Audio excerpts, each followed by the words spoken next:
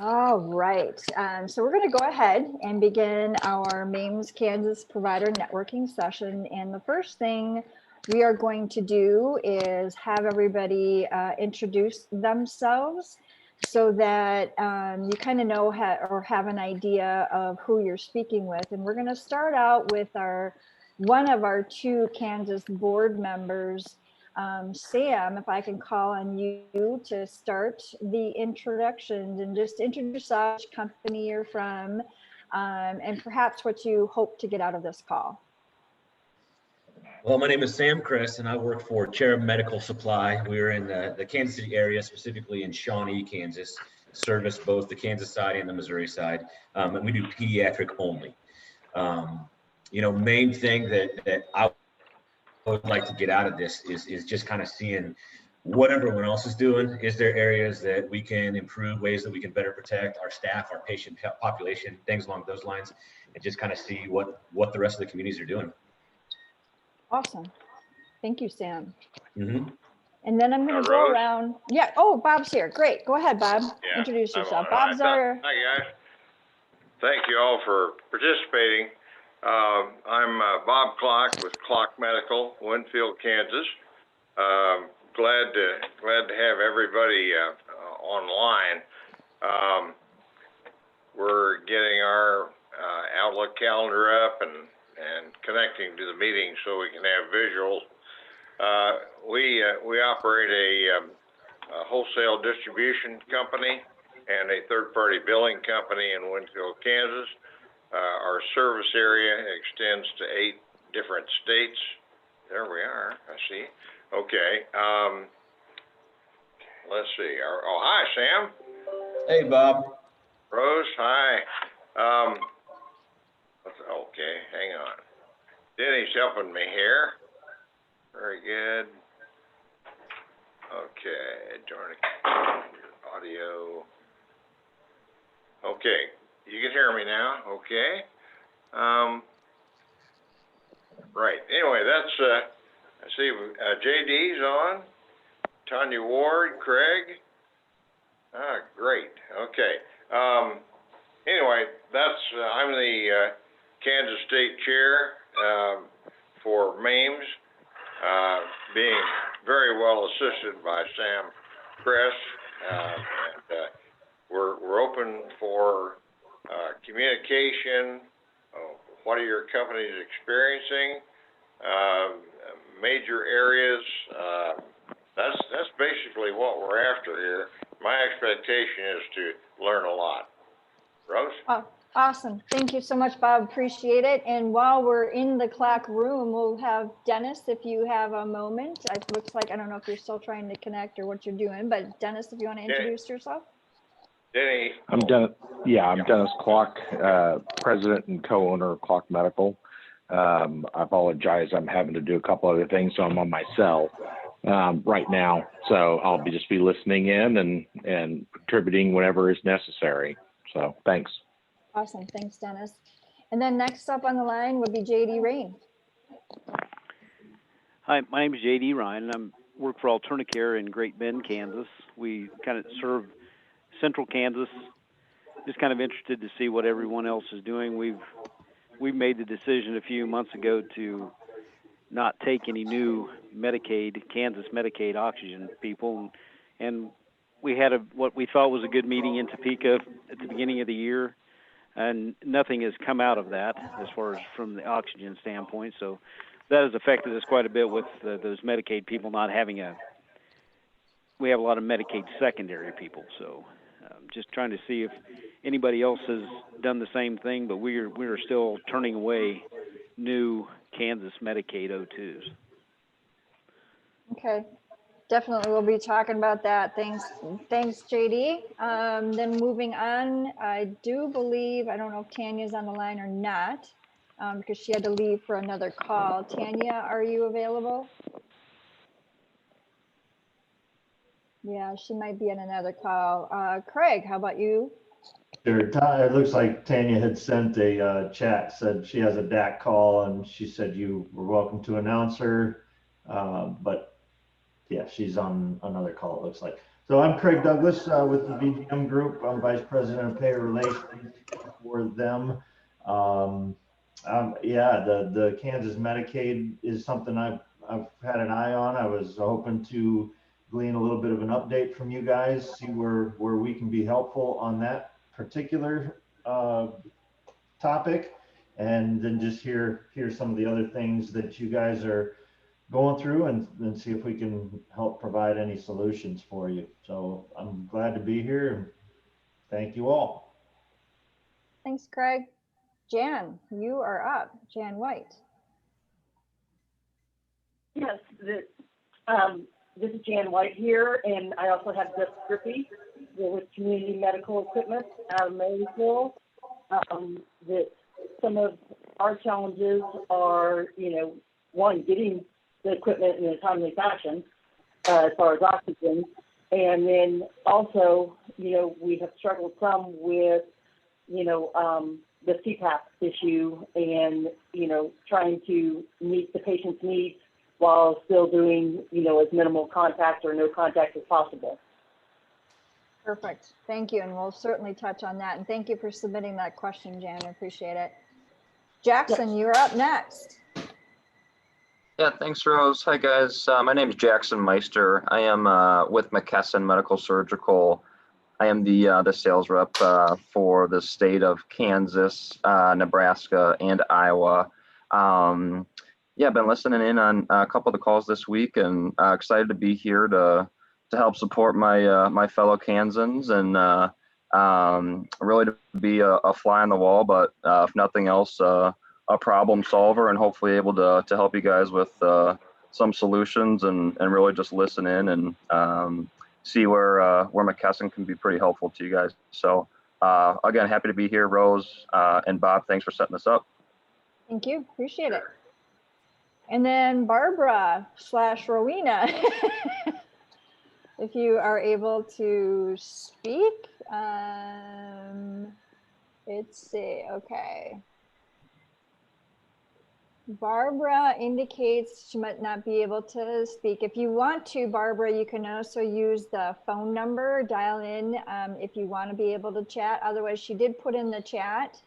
Kansas Medicaid is hard hitting on oxygen, but they do continue to pay beyond the 3 years that Medicare does. And with that, it does come closer to the amount we are paid by Medicare during those 5 years. But yeah, she can't get her audio detected. So yeah, Barbara, if you want to call in, you can go ahead and leave it on. Oh, it is busy, so we'll listen. Okay, sounds good. Again, if anybody cannot get in audio wise, you can use your chat function, and we'll be monitoring that. So with that, John Gallagher, you're up next. And John, you are on mute if you're talking, or he's probably going to get coffee. Sorry about that. The screen popped up and I couldn't get to my unmute button. John Gallagher with VGM, my apologies, trying to unmute there. Did want to just sit in and listen. I was able to sit in on the Iowa call. Great information and good exchange of ideas between those folks. For me, it's really like Craig, is just getting information I can take back to VGM, but more importantly, take that to elected officials, the issues you guys are facing. So I'll just take notes, and I appreciate the time and effort. Thank you. All right. Thank you. Appreciate it, John. All right. With that, it looks like I got everybody covered. Did I miss anybody? I think I got everybody covered. All right, well, how this is going to work today is this is actually your session. So the goal is for me not to talk. But what I will do is I'll kick it off. Jan submitted a question, and then from there, I just want you guys, this is your opportunity to chat back and forth. Barbara, if you have questions, you can put them in the chat. But this is an opportunity to hear from one another and what you're doing on some of these things. As Jen and Jackson mentioned, we had our Iowa State networking session yesterday, and there was some great stuff. I mean, in two different spectrums of, talking about if you quarantine your equipment or not. You had somebody that was quarantining their equipment for 14 days for a COVID patient. and others were treating their COVID equipment just like they were everything else. So this is just your opportunity to network back and forth and talk to one another. So we'll kick it off with a question, and then, you know, back and forth discussion. And what will make it a great session is the more you talk, the more you're going to get out of it. So with that, Jan turned in a question of how are you doing CPAP setup? So anybody on the line want to share if you do CPAP, how you're handling them? Sure, I'll jump in there. You know, honestly, we're trying to take the basic precautions, you know, and social distancing and things along those lines still with as best we can with our patients, obviously masking up and things along those lines, hand sanitizer, whenever we go see them. But, you know, there's a part of it, especially for our pediatric population out here, that, you know, we still got to get out there. We got to get in those homes and do those setups and just be as careful as possible. We're asking questions to, you know, the families, making sure that they don't show any symptoms, things along those lines of COVID. But, you know, I think at the end of the day, for us, in the way that we look at it, is if we don't jump in there and do that, you know, these kids, they got to get taken care of somehow. So we're still jumping in there and doing that, using, of course, the precautions that we have. And that's just kind of how we've ran that. I'm very curious. One of the things that came up there too was you talking about quarantining equipment. I didn't even really think about, you know, we leave it, if we find out anyone has had COVID, we'll leave that equipment in the home. We won't do, obviously we'll do no contact deliveries, things along those lines if they need it. If they have issues with any equipment, we'll leave the broken piece of equipment in the home and we'll deliver a new piece of equipment. And then as soon as you know, they're COVID free for at least 2 weeks is the time frame that we've gave. We'll go pick that equipment back up again, you know, but it's just, it's an interesting thought thinking, you know, when it comes back into the office, should we quarantine that, and not something I really thought about, especially for something, you know, like a concentrator that brings in air and then pushes it out the other end. Now a little different for an like a pulse oximeter or something along those lines that obviously doesn't, you know, bring air in, has no air intake, but just definitely something for me to think about here at our office. Is anybody using like a moonbeam or anything to sanitize the equipment? Like the ultraviolet light? Oh, we are not. Okay. Are you talking about aerosol type? No, it's a UV light that Okay. will sanitize the equipment. Okay.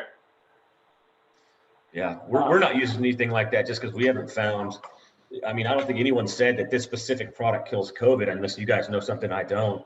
But, you know, I'm going under the assumption that the things that can kill, you know, tuberculosis and the cold virus and things along those lines will be good enough to kill that, you know, given the proper dwell time. So we're just continuing to use that, and we'll clean a lot of our equipment, you know, curbside whenever we're at the house if need be. So we're continuing that business as usual. So are you putting your COVID patients at the end of the day? We won't go to their house unless we do a no contact delivery, and we'll just leave stuff on the front porch and then sign our documentation with, you know, COVID-19, you know, the person's name.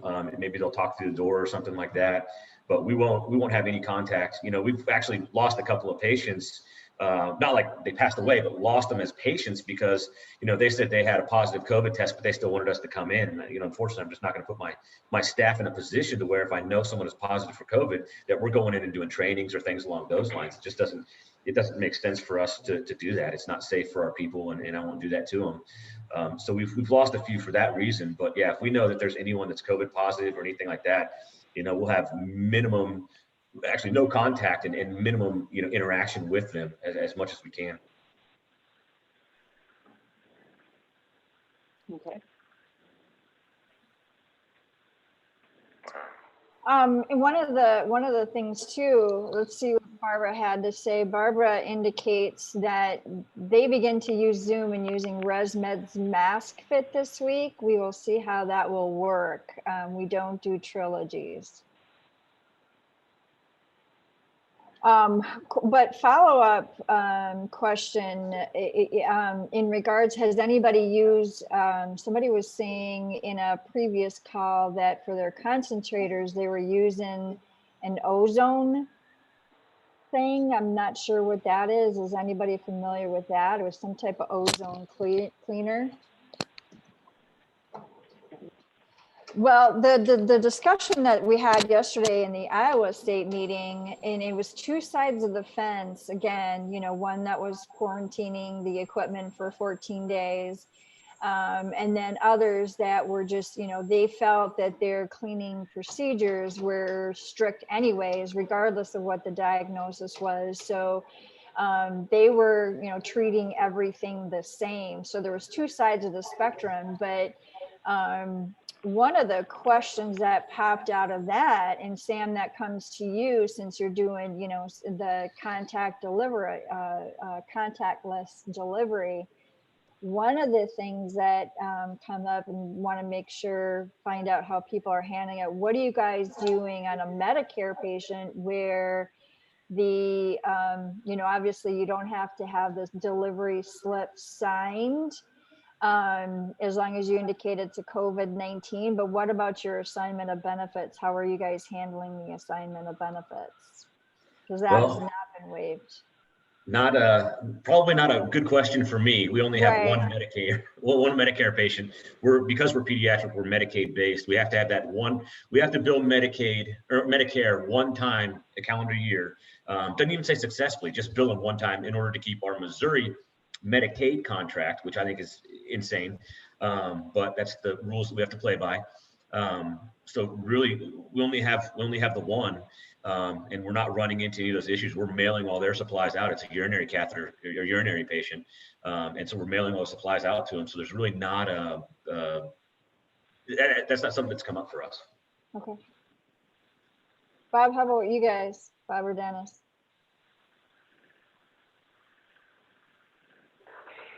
We don't do CFAPs or oxygen or other things. We've always been mail order oriented, and so we're not having to take, fortunately, those extra precautions that many of you that have to go into the home are. Okay, good deal. Jan, any issues for you guys? Well, we do, we've tried a couple things. One, we just do a verbal consent, and then lately we're trying to have them go ahead and sign and take a picture of it with their cell phone and then download it. Oh, cool. Oh, cool. I hadn't heard that one yet. Awesome. Yeah. And then Tanya shared that they are leaving the paperwork with a self-addressed stamped envelope. Well, that's good too. Thanks, Tanya. Yeah, that is good.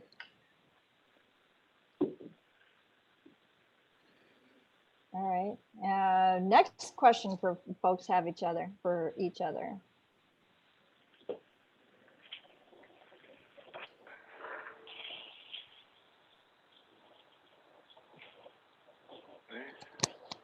Barbara shares. Oxygen having trouble getting concentrators. In case folks didn't hear that, Jan is asking if anybody's having problems getting concentrators. We're not. I have a guy that we use. He said he's not taking on any new patients. He's just trying to service the ones that he has. And he's gotten us concentrators. We haven't had any issues. I mean, if that's something that continues, you know, you can take my information down and I can give him a call. He's down at Lake of the Ozarks, but he drives up here every, you know, month or two to fix any concentrator issues that we have or things along those lines. But other than that, you know, the only other thing that I saw was I did get a little bit frustrated with Drive Medical. So you're welcome, Jackson. But because they increased their cost of their concentrators right when COVID hit, and the need was so great. And I did reach out to them and say, you know, that just doesn't seem right. I understand that, you know, you guys are having to work harder to produce them, but that's the whole point of you know, building a product like this is to sell it whenever times are, you know, like this. So I've heard there's been quite a few issues with that aspect too. And I've heard of a couple other people saying they've had issues, but I thought that most of that had passed by now. Sam, this is Craig. The last time we, oh, I'm sorry. I was just going to ask a quick question. Is that a temporary surcharge on the concentrators from Drive? Or is that a permanent price increase? Do you know? the verbiage, and if you want to, I can send you the email. I think I still have it somewhere. I don't delete any emails, but my understanding in reading it was that it was I don't think they said anything about being permanent. I did think that it said something about being temporary because they needed to increase production and pay overtime for their employees that are building the concentrators during this time. Yeah, we've seen that from a few manufacturers and a few product lines, concentrators being one of them. So just curious as to what they were doing there. Yeah. And I assume that was across the board to all, that wasn't specific to your company. It's likely something they did with all of their customers. Yeah. Correct. And JD, you were going to say something. We had a bit of a delay early on with Respironics, but the last time we ordered, we got them in a fairly timely manner. I ordered some from Immacare also, and they came and they have reduced their whatever fee down to $20 a machine if you want it expedited. We haven't got to that point where we've paid additional to have expedited delivery, but we have been getting our machines without too much problem from Respironics. Okay, thank you. And then Barbara added, and the ones we have experienced with oxygen, so let's see, experience with oxygen, so have been able to leave it at their door with paperwork to be returned via email and done picking up the same. We clean and leave the concentrator in our contamination room. We have had issues in getting some masks and supplies, but eventually they do come. Thanks, Barbara. And then Tanya shares, no problem so far getting them, but we are having problems with the company that does our repairs because they are stating they are not able to get the parts needed for repairs. That's interesting. We've had a little bit of that issue also with our repair company saying that they're having issues getting parts from the manufacturer. And back to the previous question about CPAP, we're trying to do as much as we can non-contact, providing them a link to an instructional video for new setups if people, don't want to come in. And we're doing a lot of curbside service.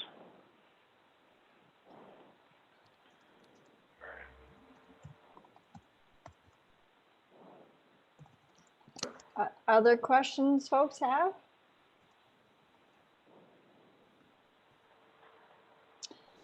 How about, I know that we talked briefly on our provider and owner executive management committee meeting this morning about the referral sources. It sounded like to some of those folks in some of our states that they were starting to have some issues with their referrals, that they were getting everybody's just worn out by this thing, and they were getting very demanding and downright abusive in some cases. So I'd like to hear, from you guys, if you're having any issues with the referral partners, or having problems, you can't get into the hospitals or long-term cares anymore. You guys want to talk about how it's going for referrals?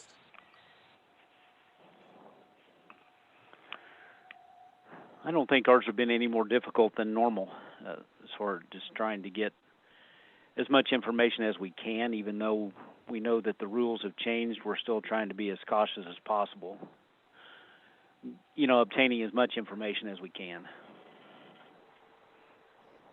Yeah, ours, really hasn't changed much. The biggest issue that we've run into is that hospitals are so much more locked down now. Getting in there to try and train families and trying to get them all settled in is becoming increasingly hard. But for the most part, yeah, our referral sources have been, kind of status quo. That's good. Mm-hmm. We've been lucky. And Barbara, Yeah, we haven't had trouble with referral sources either. It is a little more difficult to get into long-term care facilities, but, that they have been working with us and sometimes we'll set the concentrators outside and they'll do the same for us. So, so it's working. We're doing a lot of porch deliveries on oxygen. We're in a pretty small town here, and we probably have had upwards of 15 to 20 COVID dismissals from local hospitals in the last 2 weeks. So we're just being real careful trying to get there before the patient, attaching the tubing to the concentrator, but leaving it in the bag so that when somebody gets there, they can plug it in, tear the tubing and cannulas out, and be ready to go. But we're just not going in those houses. Are you guys letting people come into your office? We are. We have signs up that, you know, if they have had any symptoms, but they have to wear a mask. And so we have been doing a lot of things out at the car. We've been letting people in by appointment only, and then we do curbside. And if they come in, of course, they have to wear a mask. You know, we're doing something pretty similar. We won't let anybody in to the office at all. That includes vendors, you know, anybody at all. But we're doing, you know, patients can still come to the office and pick things up. It's going to get interesting as the weather gets colder and the snow and, you know, ice hits, how that's going to work out. But, you know, trying to just do, you know, basic things like pickups, you know, any trainings or things like that we're trying to do at the patient's home so that, you know, it's just a little more one-on-one than having them here at the office, just in case. I don't know if that's the best way to handle it or if that's, you know, improving or lessening our chances of everyone getting it, you know, but it's kind of the decision that we've made.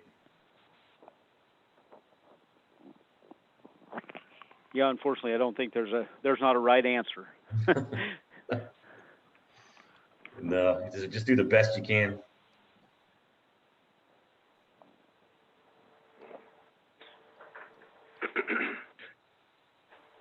John, from a federal policy level, have there been any additional, has there been an additional movement? I know CMS is doing the Hospital Without Walls movement and a move to telemedicine, and with COVID patients being dismissed from the hospitals and a rise in the need for oxygen and BiPAP and CPAP type machines, has there been any movement from CMS or from Congress about additional funding or loosening of additional rules around our types of services? Dennis, that's a great question. And the answer, unfortunately, is no. We have kind of been in the limbo, if you will, or outside the circle of what they considered to be important, being the hospital, first responders, yada, yada, yada, especially on the PHE or the PPE, I'm sorry. And then from the standpoint of getting funding, no, that hasn't been the case. I think right now with the transition, CMS will have to see who the folks that come in. That is never to our advantage when that happens during a transition. But simple answer to your question is no. We're going to need to work on that early next year. And that's one of the things I want to reach out to you guys going into next year is working with MAMES in particular. You've got a brand new senator, Roger Marshall, taking over for Pat Roberts. And then on the House side, I'm trying to look real quick.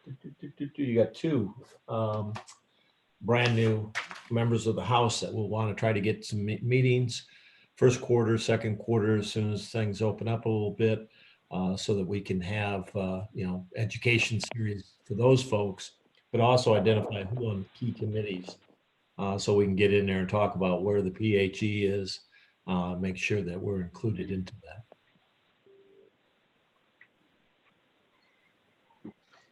Just kind of jump in on that too. I got a contact for someone up at the Medicaid office. So I'm going to try and work that and see if I can't get a little bit more of a face-to-face. I mean, last time we went up there, you know, I feel like we had a great conversation with them.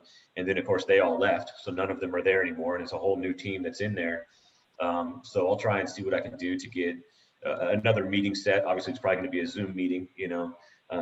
I'm sure by now they're probably a little more settled in and we can actually go up there or talk to them, I guess, over Zoom and have a conversation, see if we can make some change.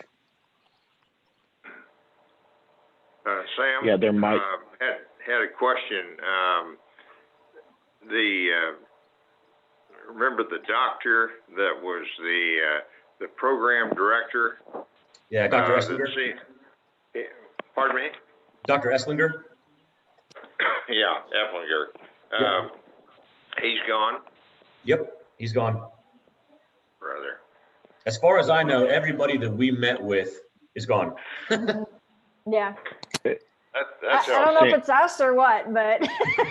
Gross now. Sam, I did see that Adam Prophet just got nominated for budget director of Kansas, and so he's back in the government fold. Okay. And there may be an opportunity to reach out to him, to have him reach out to the new folks in the office to do some kind of handoff. Yeah, and I definitely think that that's an avenue we can take. I will say I don't think that he was very responsive after we left that meeting. Okay. I thought we had a great meeting, but I feel like that then after the meeting, and Rose, you could probably speak to this as well too. I feel like it took a lot of pushing to get him to then contact us back.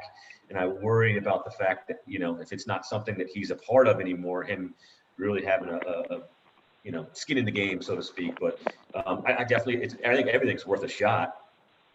Yeah, and Dr. Esslinger, he was the one that was just so, awed by what you guys had to say and very sympathetic to the issues. And I thought he was our champion. And so, yeah, we followed up, a half a dozen times, if not more. And I think Adam responded once. Dr. Esslinger, he's like, well, the ball's in Adam's court. But he never did. And I have the same feeling as you do, Sam. I'm not sure that he's just looking for what his next job is, versus Dr. Esslinger, really understood the issue and how important you guys were to the continuum of care. He got it, but unfortunately he's gone. Yeah, I mean, again, I don't think anything's, I think throw everything at it and see what sticks, the shotgun approach, I mean, I still am trying to work with my brother-in-law, and I think, you guys remember meeting Samir up there, to get some ins with some of the new people that have joined Congress and the Senate and everything, and just see if maybe we can, I don't know, get something going, some meeting going with them. Somebody's got to eventually want to hear what we have to say. Sure.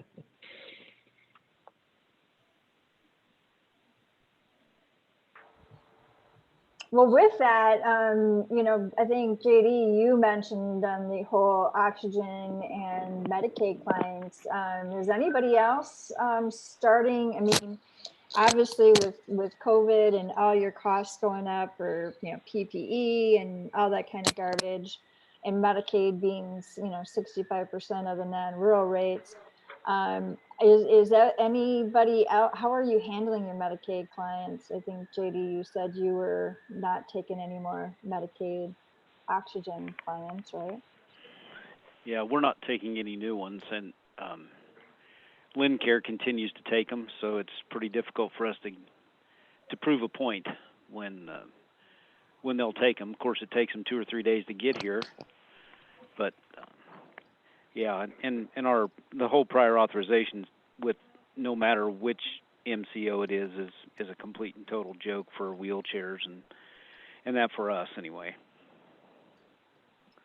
So thankfully we don't do a whole lot, but it's a struggle every time.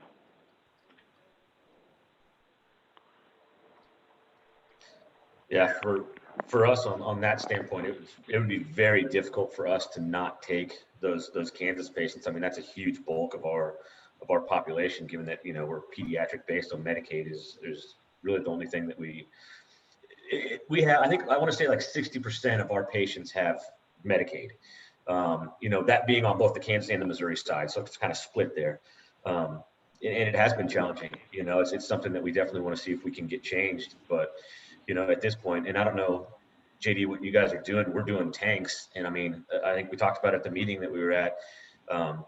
We lose money on portable systems using those tanks. So there has been a lot of conversation about limiting the amount of tanks people are getting. But as soon as that conversation started getting traction, and I say limiting the amount of tanks that we'll take out to them, so deliveries, things along those lines, and just, trying to look at that, obviously the legalities of it. But, as soon as that happened, COVID hit, and really people stopped going places.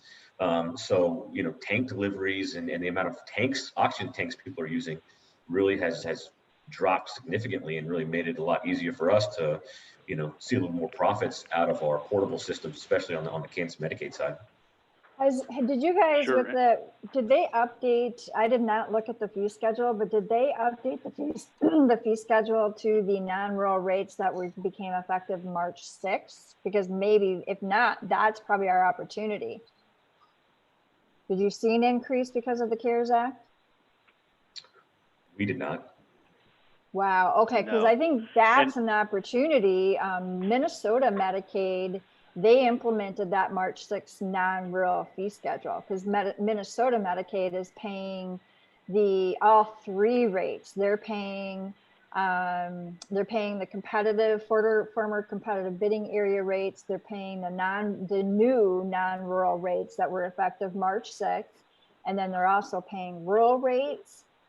So maybe, Sam, that is maybe a step up in the urgency, trying to get a meeting, educating them, because I'm assuming that those non-rural rates are in effect until the PHE ends. And I would imagine, yes, the vaccine's on the way, but by the time the general public gets it, we're still looking well into next year. And I don't know, do they do just an annual update to their fee schedule? From what I've seen, they just do it whenever they feel like it, and they tell us 6 months later. I don't know, that I would say that there's a regular annual change or anything like that. And like I said, even with this one, we didn't even find out that this was going into effect until like 2 months, 3 months after they actually made the change. Right. And like this one that you're talking about now, I haven't seen anything about that. So it's something I'll definitely have to look into.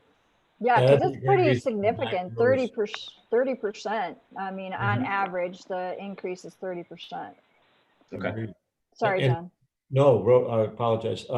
You're correct on the PHE and or 1 April, and likelihood it's the PHE will go into next year beyond the 1 April.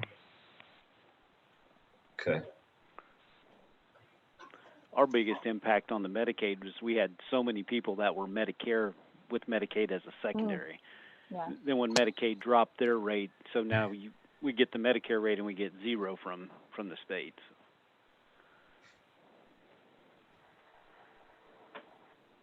Sam, do you know if they can, through the Medicaid, can they do a by zip code breakdown to Rose's point, rural versus non-rural versus competitive bid areas, or have they pushed back on zip code issues or their capability?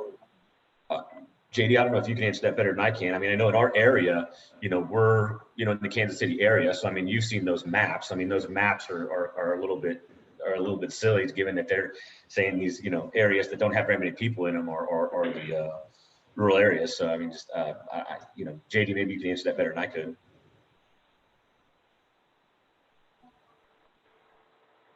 Or anybody else, I'm not sure. Yeah, well, no, I do know, we mentioned that, we presented that as an option because that's what CMS allowed them to do. And we were told point blank that they didn't have the capability to do 3 fee schedules.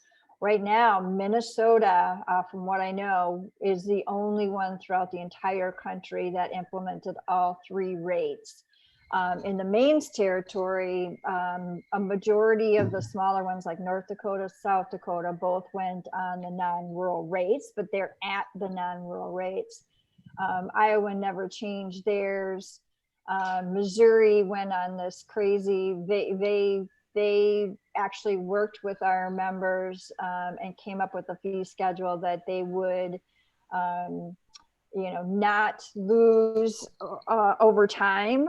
So they came up with some funky things like, they rent nebulizers forever. And there's some things that they made up that still allowed them, the Medicaid, to not have to pay money back. But it was kind of crazy. And I'm not sure that it's worked out fine. It's not any issues, but it was pretty labor intensive.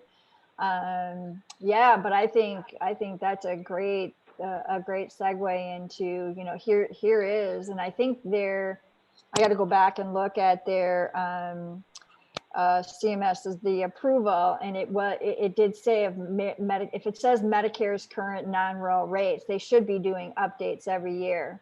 Minimally, I mean, Medicare does quarterly updates, but I don't know what your state amendment says as far as the frequency, but we should definitely push hard on that one because it would be a big difference. Yeah, and I'll definitely get with the lady here that's in charge of contracting and talk to her a little bit further about this and see if she has any more insight. And if not, then we'll start pushing that. Cool. Other things I do know, just based on conversations, because again, the phone some days are nonstop here at the MAMES office, and I think one of the other big issues for everybody as the virus has, you know, gone rampant is now, you know, over the last, I would say probably 3 or 4 weeks, I've been hearing of people literally that, you know, staff is out left and right because they've been exposed or have COVID.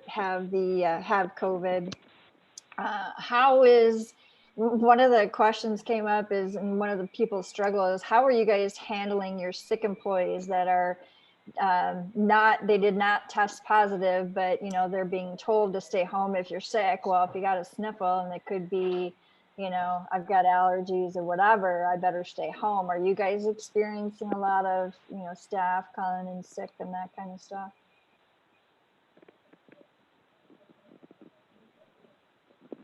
Denny, you can address our issues if you want to. Yeah, you know, in terms of employees being sick and coverage and those types of things, obviously we, like many of you, went remote back in March when things happened, and we've maintained that stance ever since. So everyone is already at home. The PPP money that was available out there, we also took advantage of that, and so have that spent that through payroll, but obviously those dollars are there for those sick times. So we've continued to support our employees during the times they've had COVID to allow them to come back on after they've used sick or vacation time. So we've been able to pay them throughout that time as a pandemic relationship builder between us and our employees. Additionally, we're having to be obviously very careful about splitting shifts in our warehouse and keeping those folks separated, so that at least if we have folks that are cleaning or doing other different types of things with equipment and have folks doing the distribution side, they're segregated within our building. So if one group comes down, the other group can spread out and handle the entire thing until COVID rotates back out. So it's been a lot of planning and keeping things in force, and it's stressing our employees significantly, but everybody's stressed out during this time. So that's what we've been doing.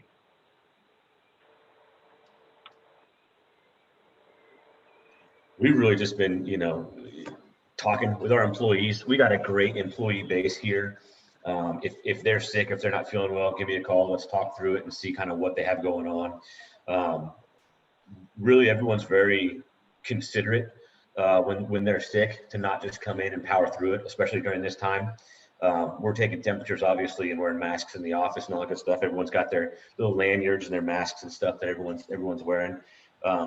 We can't function very well going remote with the way that our office operates. We did it for a little while, and it put a lot of stress because we split in half. And if team A, team B, so if team A could do the same thing, team B could do, vice versa. And if someone from team A who was in the office got sick, team B would come in and we would switch, and everyone from team A would go to remote. We tried that for a little while. And like you said, Dennis, it just put a lot of stress on our employees, and everybody really, the people that were in the office were having to do so many extra ancillary things that they wouldn't normally do, because, you know, the people who, you know, are normally doing those things are not in the office. So, you know, for instance, I was putting stuff away in the warehouse, you know, trying to make sure that we were in good shape there. So it really just put a big strain on everyone that was there. We chose to go back and really kind of right now what we're doing is just trying to follow the CDC guidelines. We're a little bit more strict than what they are. But you know, if you got a fever or anything like that, go home, you know, try and get a negative test if you can, you know, going that way. And then just out of curiosity, has anyone tried using that, I can't remember what it's called, but the COVID pay, where if somebody gets, and I don't know if that's still even in effect, and maybe John, you can help me out with that or not, but where they you get 2 weeks of pay if you have COVID, and anyone can kind of use that. As my understanding, you don't even necessarily have to have a positive test. Maybe just a doctor saying that, you know, you might have COVID. I don't really understand. Our HR company handles that portion of it, but I was just kind of curious if anyone's used that and how that worked. Go ahead, Craig. You got that one. So I think you're referring, Sam, to the Families First Coronavirus Response Act, one of the first pieces of legislation that was passed. Kind of extends the FMLA for COVID, and it does. I don't want to just recite. It's been a while since I looked at it. I don't want to say the wrong thing, but it does tell you what the qualifying conditions are when you qualify for those 2 weeks, and what the responsibilities of the employer are under those circumstances. Rose, if you want, I can send that to you. You can get it to the group. Yeah, I do have it right here. It just came up in a meeting this morning. I'll send it out to the group. I think it's in place at least through the end of the year, maybe through the It is FTG. through the 31st. I just, because our home committee said the same thing. They were curious about that. Yeah, I'll send it out to the group, and it's just, all it is a guideline of when you can do it. And there's certain, I don't think anybody on this phone is not exempt, but if you're over 500, a staff of 500, you don't, it doesn't apply to you, but we don't have that here. Rose, is that the little one-page summary? Yep. Yep. Yeah, Yep. it's a great It is. summary sheet that they put together. Yeah. Yeah, I'll get it out to the group after the call, because it just kind of explains how it works. So I take it nobody else on the call has done it, because our group this morning nobody had used it. And then we had one company that was over 500. What are you gonna title that? What it was, the family, go ahead, Craig. Families First Coronavirus Response Act, FFCRA. Family First, okay.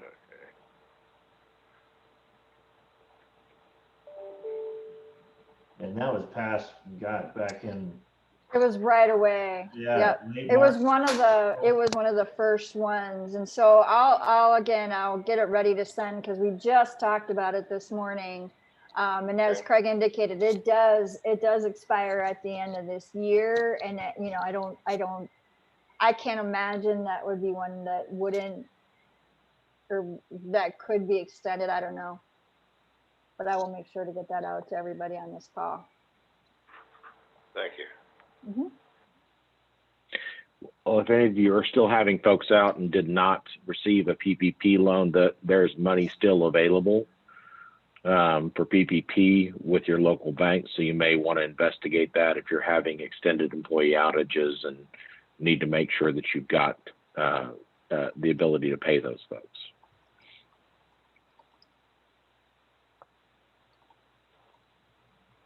Are you saying they'll still accept a brand new application from you?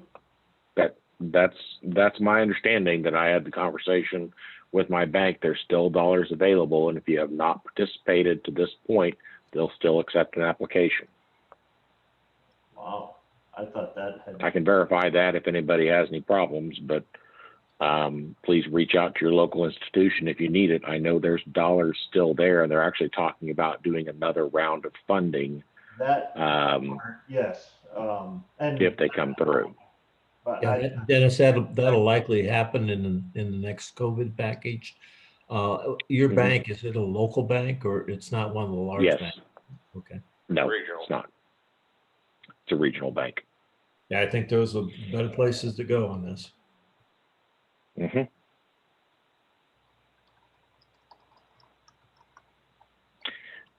The only other thing I'd mention for the call, for those of you that are trying to plan for PPE, gloves and parts and things from China.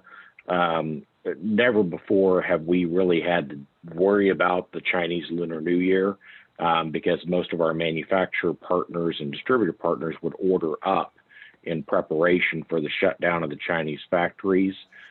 This year, that will happen in the second week of February, and usually things are shut between 2 and 4 weeks per factory. So with all of the additional pandemic shipping, the lack of containers available, the lack of workers at the ports, all of that is contriving to slow down shipments from Asia. So if your manufacturers are having trouble getting parts over, if you're having trouble acquiring gloves or PPE, that's part of the reason why. So if you have orders, make sure that you get them placed now. Things that are placed in January will not ship and deliver until probably March or April. Oh, wow. I have not heard that one before. Yeah, well, usually it's nobody sees it because the distribution and manufacturing community stocks up for it. But there's such a demand on containers right now that there are 3 times the number of containers that used to be shipping out of the Southeast Asia, and they're having trouble getting them back in order to fulfill shipments going forward. All air freight is booked through 2021 throughout the year. Glove manufacturing probably won't recover until they're looking at late fall of 2021, and Top Glove, which is the #1 manufacturer in the world, has 3/4 of their workforce on a rotating outage due to COVID in Kuala Lumpur. So there's a lot going on to stress the supply chain of stuff that you wouldn't normally consider to be an issue, but there is no manufacturing outside of Southeast Asia for the majority of these items.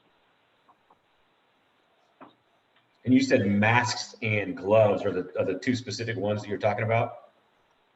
Yeah, the big items are going to be, well, N95s are starting to come around, and we're starting to see some domestic production of surgical masks, and those seem to be in pretty good shape. Gloves are the #1 item by far, but if you're looking for parts or additional, equipment setups, just making sure that you have that inventory in and ordered for delivery prior to that Chinese New Year, especially if your manufacturer solicits either parts or the entire machine and does final assembly or simply delivery here in the U.S.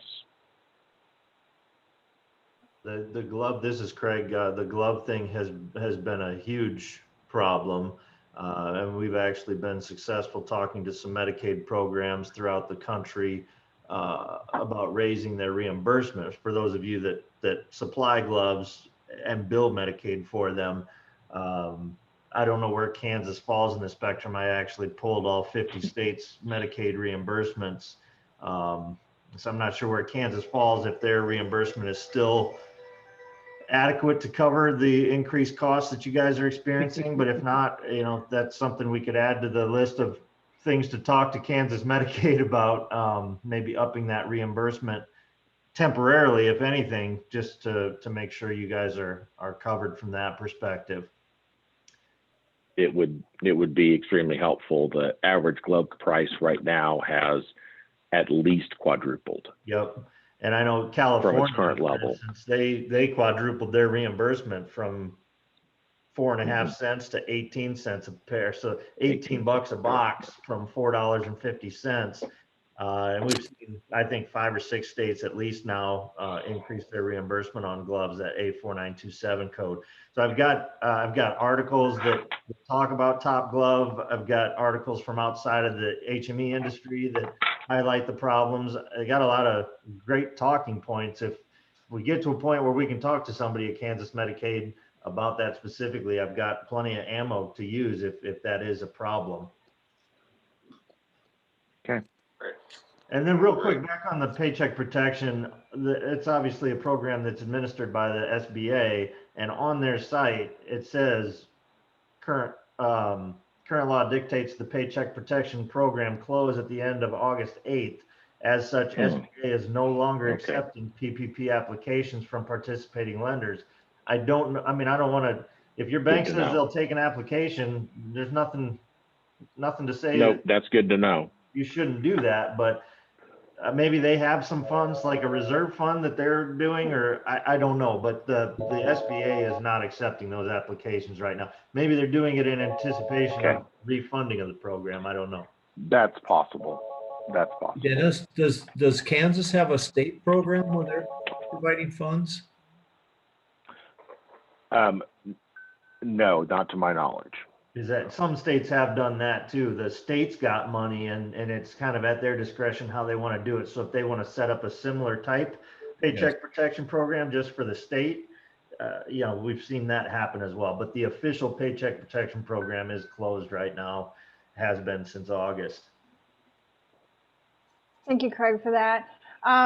We are at the hour, so it's up to you guys if you want to, you know, if you have any other burning questions you want to ask one another. I know how valuable your time is. Is this type of session helpful? Is this something you'd like to see us do in the near future again? And hopefully it's not all COVID related. It's you know, we're developing strategies for Medicaid and how they're going to fix it. No, this is what we're looking for, Rose. Perfect. Yeah, no, I definitely think it was very helpful. You know, I mean, I got a bunch of notes here and I got a lot of homework that I need to do on top of it. No, but I definitely think it's very helpful, and I'd love to do it more often. And I'm really glad that we had, you know, you guys from VGM coming in and helping out, you know, Jackson too, in being able to kind of, you know, give you 2 cents to help us out with this. Wonderful, wonderful. Any other comments? And thank you to the folks that also submitted that on chat. What we will do again is the recording will be available. So yeah, we will definitely be able to share that. And for sure, I'll work with Bob and Sam as your Kansas directors, and we'll get you know, something put on the book so that we can do that again and everybody participate. And so again, it was nice to see some of you folks. And as always, if there's any follow-up questions or anything that you didn't think of, and as soon as you hang up, you're like, oh, I want to ask it, just let us know. We can throw it out. I just sent out the update on the law, on the paycheck law, or excuse me, the payment law. And so, you know, there's a nice little group email right there as well. So with that, any closing comments from Sam or Bob? No, thanks. I appreciate everybody joining in, and you know, Rose, this sort of a meeting can definitely be an advancement, perhaps inviting other folks that we know to join in, because I know of like 4 or 5 that probably should have been on this call and maybe weren't that aware of it. So yeah, I actually, Bob, I went through and invited everybody on the Kansas membership list. I sent it all to the appointment request. So like the folks, like we don't have anybody from Jayhawk on, which I was hoping to get those folks. Sure. And Scott Lopez from Alliance Rehab, he just apologized. He forgot about it, or? Yeah, I saw his note. Yeah. So yeah, no, great. Okay. Keep up the effort. Yeah, definitely. I appreciate you putting this together for us, Rose. And I mean, I got to tell you, Bob, you're making my setup here look really bad. You look so official over there. Nah, this is a sleeping I'm glad I'm just on my phone. I'm pretty embarrassed. As always, Rose, thank you very much. Oh, you're welcome, everybody. We appreciate all of you. Thank you. You bet. JD, good to hear you, man. All right. All right. Thanks, y'all. Thank you. Bye. See ya. Well done, Rose. Thank you.